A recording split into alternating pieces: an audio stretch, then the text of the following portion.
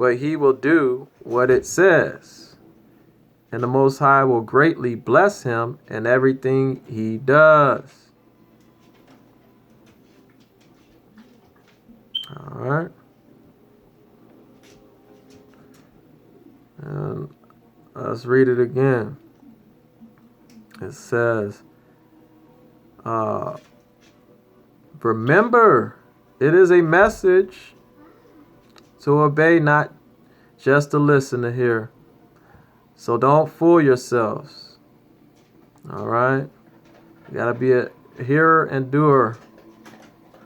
For if a person just listens and doesn't obey, he is like a man looking at his face in a mirror, and as soon as he walks away, he can't see himself anymore or remember what he looks like. But if anyone keeps looking steadily, that means focusing into God's laws, what? Focusing into the Most High's law for free men, and he will not only remember it, but he will do what it says. And the Most High, Ahia, will greatly bless him in everything he does. Now, if anyone who says he is a Christian, a follower of Christ, an Israelite, but doesn't control his sharp tongue, is just fooling himself. And his religion isn't worth much. It ain't worth a thing. Let's go to Romans.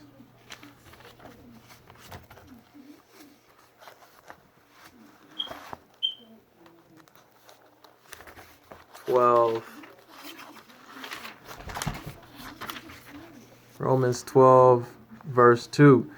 Don't copy the behavior and custom of this world, but be a new and different person with a fresh newness in all you do and think. Then you will learn from your own experience how his ways will really satisfy you. His ways, his law, his commandments, his voice, his word, which is Christ, will really satisfy you. All right? Complete you. Oh, wow. Let's go to 2 Timothy. 2 Timothy 3 and 5.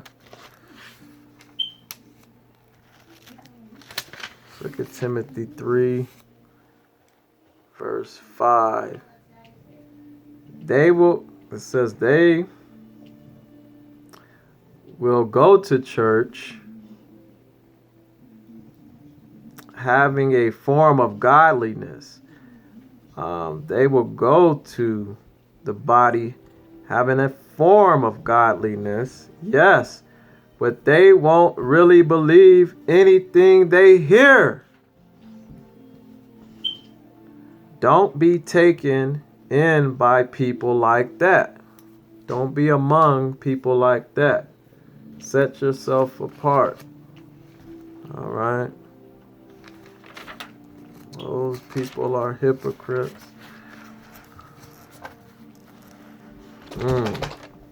And it says it different in the King James Version. All right.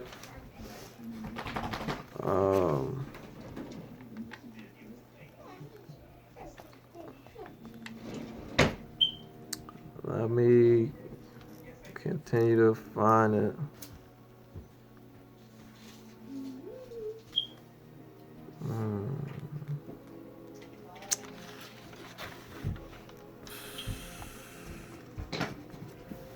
Let me get Romans.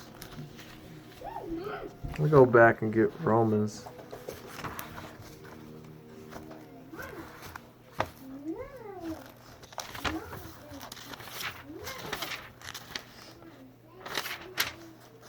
Romans 8 and 9. Again, it says, but ye are not like that. you are controlled by your new nature if you have the Spirit of the Most High living in you. All right. And remember that if anyone doesn't have the Spirit of Christ, all right, living in him, he is not an Israelite at all, or Christian, follower of Christ, Yeshua, at all. All right. Let's get 1 Corinthians. 1 Corinthians 2:14.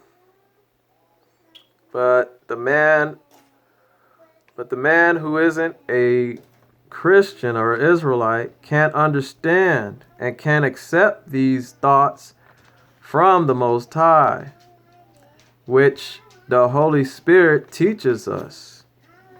Okay, so it's talking about the carnal man, the physical man, but it says here, but the man who isn't a Christian, a follower of Christ or Israelite, can understand and cannot accept these thoughts from the Most High, which the Holy Spirit teaches us.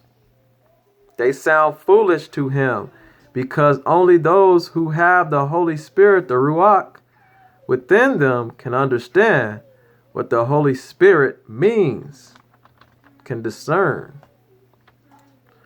Others just can't take it in. But the spiritual man has insight into everything, and that bothers and baffles the man of the world. They can't understand and they get upset. So again, it says, but the spiritual man that has the Ruach has insight into everything, and that bothers and baffles the man of the world, who can't understand him at all. And how could he?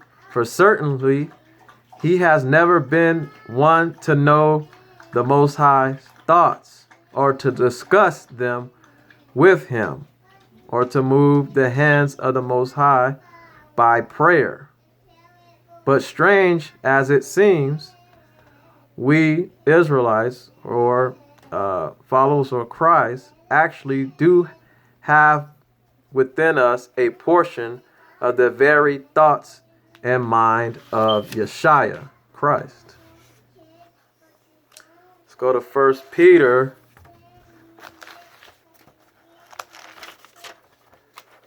1 Peter 3.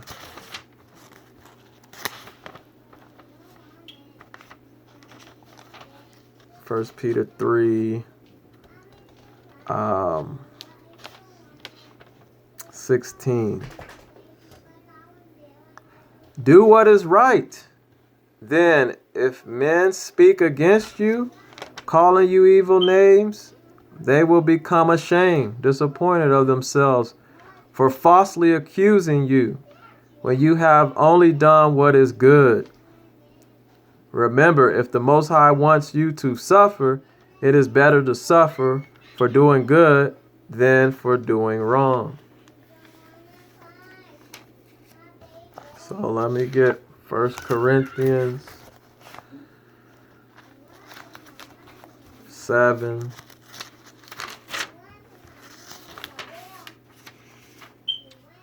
7 and 14. For perhaps the husband who isn't a Israelite or a follower of Christ may become a Christian, a follower of Christ or Israelite, with the help of his Israelite wife, right? A follower of Christ's wife. And the wife who isn't a Christian or Israelite may become a Israelite or Christian with the help of her Christian Israelite husband. All right. And that's important. By her example, she could bring her husband to understanding by her deeds and her action. But if she be a hypocrite, he'd be lost, and it's better for him to just depart. All right.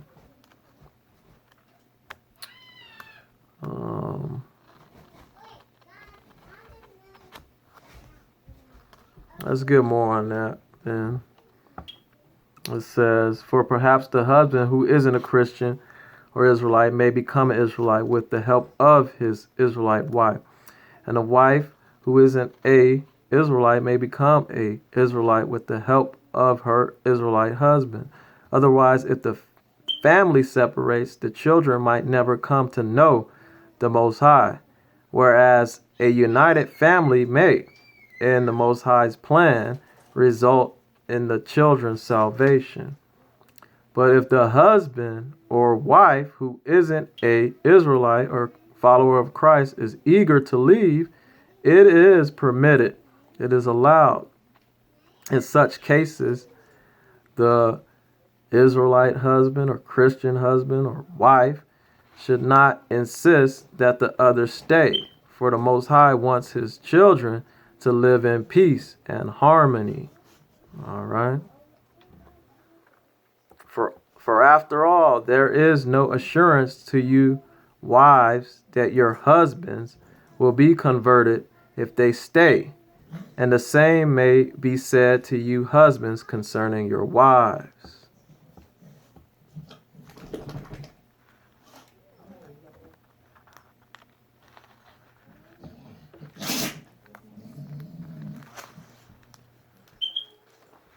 All right. It was something in Ephesians that I wanted to get and I lost it, but this is the end of this right here. Let me see if I can find it.